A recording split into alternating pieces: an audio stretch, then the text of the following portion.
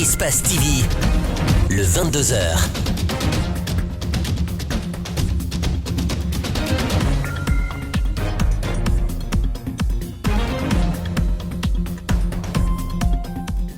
Mesdames et messieurs, bonsoir et bienvenue dans cette grande édition d'information, le sommaire. Début aujourd'hui à Conakry et à Mamou du procès des membres du Front National pour la défense de la Constitution. Ils ont été arrêtés dans le cadre des manifestations en cours contre un éventuel troisième mandat. Partout et au même moment, les audiences ont été renvoyées au 18 octobre prochain. Le président djiboutien est en Guinée depuis cet après-midi. Ismaïla Omar Guelleh a été reçu à l'aéroport international de Conakry-Bessia par son homologue guinéen. Et puis rencontre interministérielle sur l'élaboration d'un plan directeur national de contrôle des drogues en Guinée. Ce cadre d'échange intervient alors que le Code pour la lutte contre la drogue est en examen à l'Assemblée nationale.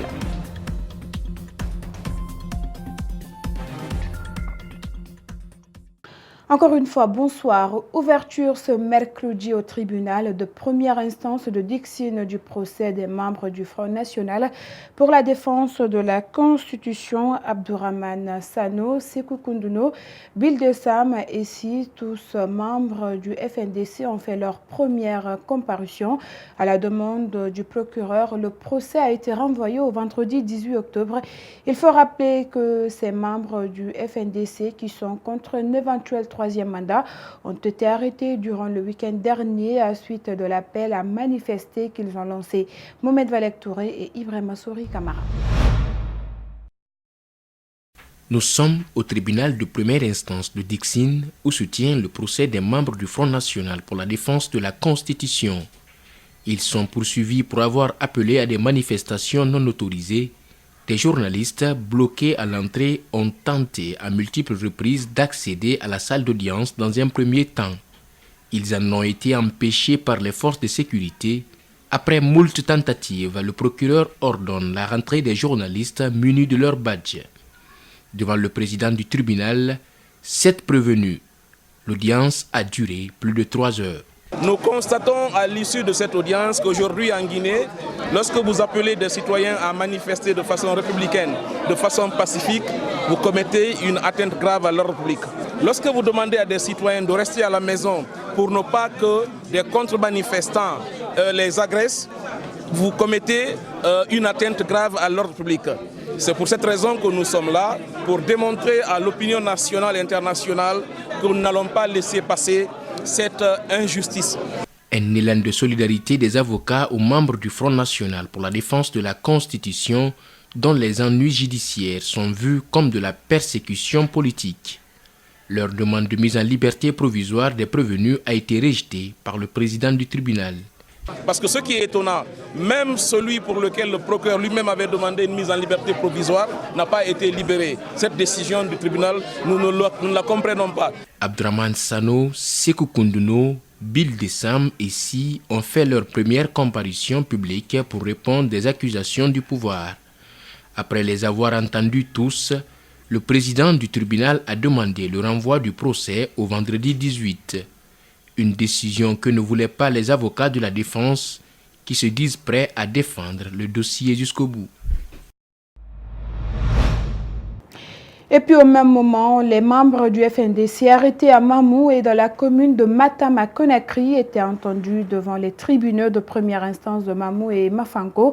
Et les audiences sont renvoyées au même vendredi 18. Et parmi les personnes arrêtées à Matam et qui ont comparu pour la première fois ce mercredi au tribunal de première instance de Mafanko, une nourrice, elle s'appelle Mawa Diawara et depuis son arrestation, elle n'a pas accès à son bébé de seulement quelques mois. Toutes les tentatives de sa famille de lui trouver un moyen, ne serait-ce que pour téter, ont été vaines jusqu'ici, même pas au tribunal ce matin. Suivez ces propos de la sœur de la présumée. On les a envoyés à... Première fois d'abord, on les a envoyés en Bonfi, après Bonfi, Koléa. Après Koléa, on les a amenés tous, le même lundi là, on les a amenés direct à Sirété. On est parti là-bas maintenant, on est rentré on a montré les enfants, la petite là-bas. Et il nous a répondu que si l'enfant rentre là-bas, l'enfant ne doit plus sortir. On a dit, l'enfant ne peut pas téter depuis le matin. On nous a dit non, si elle rentre, elle ne va plus sortir.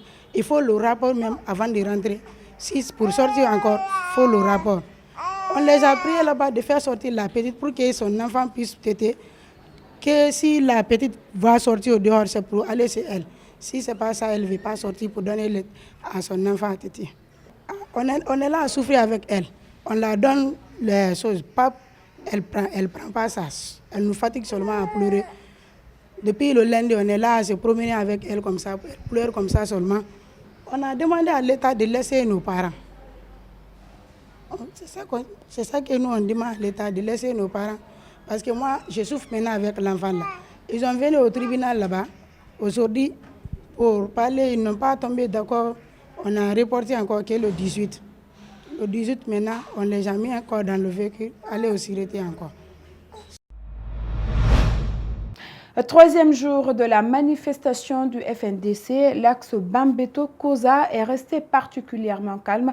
Dans cette matinée du mercredi, le commerce et la circulation n'ont pas repris. Les attroupements des jeunes n'étaient pas non plus visibles le long de la route.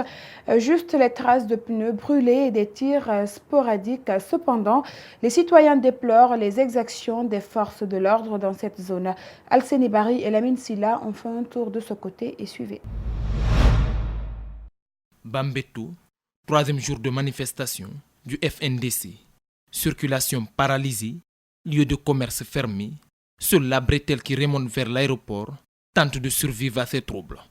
Ici, il est difficile, voire impossible, d'avoir de l'eau. Les femmes ne peuvent accéder au marché. C'est le confinement. Dans les 2 jours là, c'est difficile, même à manger, on ne gagne pas. Il n'a qu'à pas laisser que les gens veulent, les gens travaillent. Ça, ce n'est pas le problème du Premier ministre, ça, ce n'est pas le problème de qui, c'est le problème des chefs d'État. La station est envahie par les forces de l'ordre. Ce n'est pas une première. Certains citoyens bravent l'interdit, à leur risque et péril. Ils se sentent plus en sécurité dans les rues que dans les foyers, car les forces de l'ordre font éruption dans les concessions, selon eux. Une menace dans les quartiers. Quand ils rentrent dans les quartiers, ce que les femmes préparent, ils renversent ça.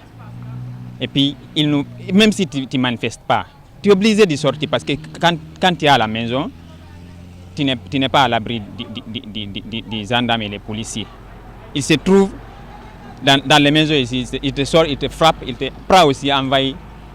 Ils te demandent 500 000 ou 1 million pour te sortir.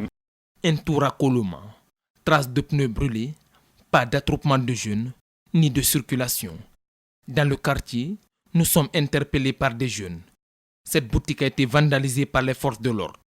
De l'argent et du jus ont été emportés. Les policiers ont vandalisé la boutique et ont interpellé 2 hommes et 2 femmes. Ils ont emporté de l'argent et du jus. C'était vers 5 heures, mais on les attend demain. S'ils veulent qu'ils amènent tout le camp, s'ils nous trouvent ici, ils vont nous tuer. On va mourir ensemble. À Bomboli, l'huile de moteur est versée sur le goudron.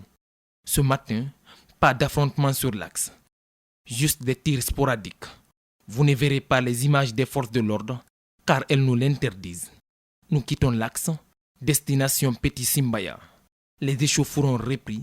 Les femmes qui reviennent du marché sont pourchassées par les agents de sécurité.